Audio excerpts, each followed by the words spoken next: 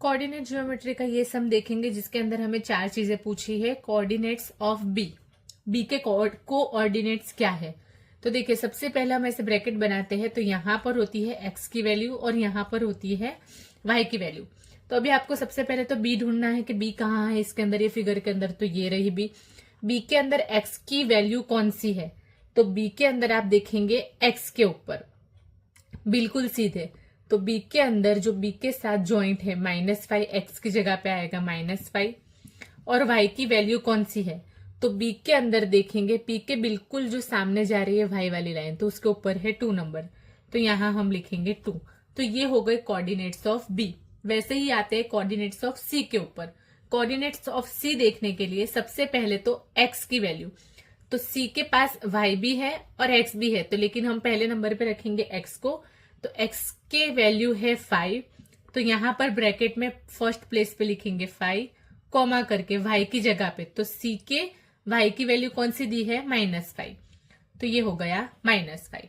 उसके बाद है एब्सिसा ऑफ पॉइंट डी। तो सबसे पहले तो आप पॉइंट डी फाइंड करिए, कौन सा है पॉइंट डी, ये रहा।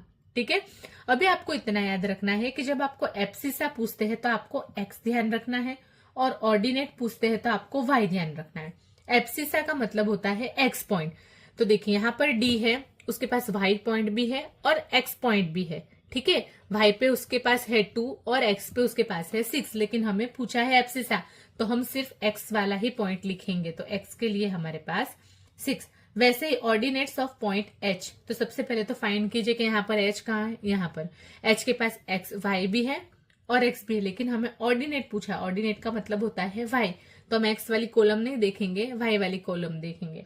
तो एच के सामने वाई पे कौन सी प्लेस, वाई पे कौन सी वैल्यू है, -3, तो हम यहाँ पे लिखेंगे -3। चलिए सबसे पहले यहाँ पर पूछा है आइडेंटिफाई द पॉइंट -3 एंड -5। तो -3 एक्स पॉइंट पे देखना है और -5 को वाई पॉइंट पे देखना है।